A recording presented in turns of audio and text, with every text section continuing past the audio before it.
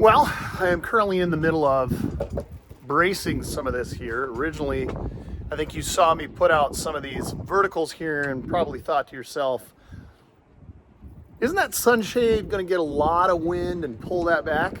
I think the simple answer to that is kind of. So we've got this far post out here, and I don't know if you can see it, but it's not really moving. There's a fair amount of wind,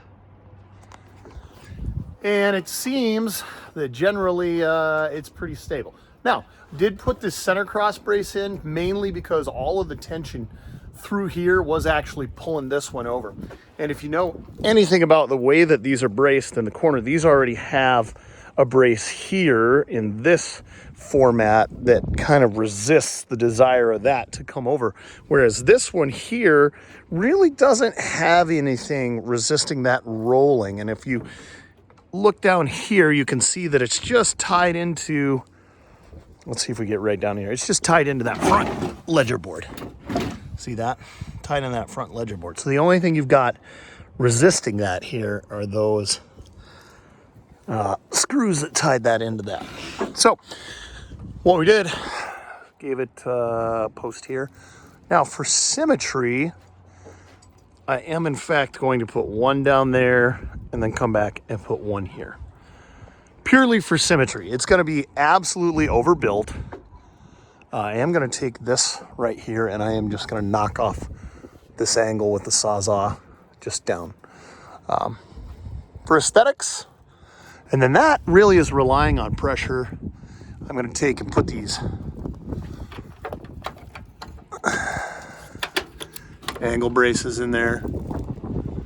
It's not going anywhere. I'm not worried about it. It doesn't have, really the only thing it's got on it is this sunshade. And this sunshade, the weakest piece of this entire thing is this fabric. And so if something were going to happen, these D-rings in the corner would pop, be gone. It's not going to tear the house apart in all of this wood, the way that it's built together with these triangular braces and everything. It's way stronger than the actual sunshade. Now, what this allows me to do is get these turnbuckles in here, and it allows me to turn those down and put pressure against this frame and really tighten this up, which is nice because now I really thought that this might be, I don't know what the term is. It might be claustrophobic underneath here, but it's not. You know, view is not limited. It kind of actually, there's your window here into the kitchen, still getting some morning sun into there, just about the same amount that you would normally get. And as the summer goes on, obviously that sun is going to change angle and work up. Now you also have to remember that during the winter months, sunshade is coming down. That's going to get thrown inside. There's absolutely no reason to keep that up during the winter months. So all in all, I would say super excited. You got to remember each sunshade was about $35, so $70 in sunshade. The turnbuckles were $5 a piece. You got 4 in each one. That's $20 all the way around. D-rings to connect to the posts were another $2. So 2 times 8, 16. I would say I've got about $50 in hardware here, $50 or $60 in hardware. The lumber was another $400. I have to get one more of these 4x4 posts, and that's got to be a little bit longer, so that'll be a $25, $30 piece of lumber. But it is going to pay dividends, I think, in enjoying this space out here. You can see just how much shade we've got right now. It's earlier in the season, so sun's a little bit lower. That means we still get some sun in here. Biggest pro, okay? The biggest pro out of all of this is that this has reduced how windy it is in this space. Before it was very open, wind blowing through here. Right now it's a fairly breezy day and I'm outside and I feel almost no wind. So the nice part is I can go sit in the sun there, drink myself a cup of coffee, and really enjoy being outside. Which actually, this space, I'm going to get things finished up here on my table, and I think I'm going to be able to park it right there and really enjoy it. Last thing I got to do is this front ledge, Haven't done that because I got to notch that out, got to notch that corner out, and I've been a little bit lazy. So all in all, the deck is coming along. Last thing I got to do over here, I'm going to take these verticals and just put those all the way down. Look at this cheap lumber.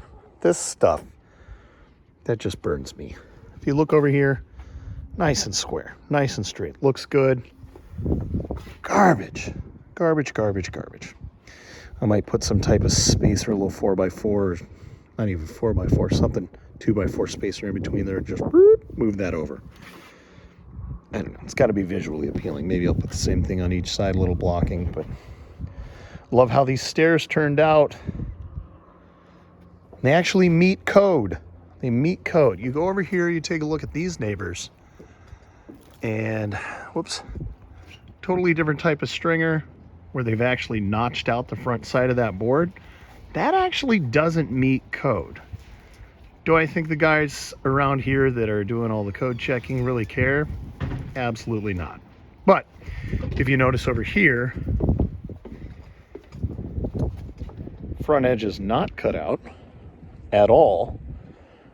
And so you've got your full width, top to bottom of that 2x12. All that material still there. Huh. Anyway, funny.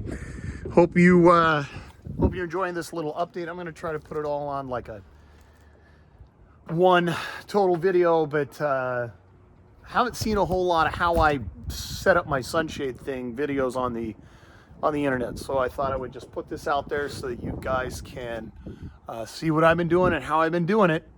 It's not right, it's not wrong, it's just how I'm doing it. So hope you enjoyed it.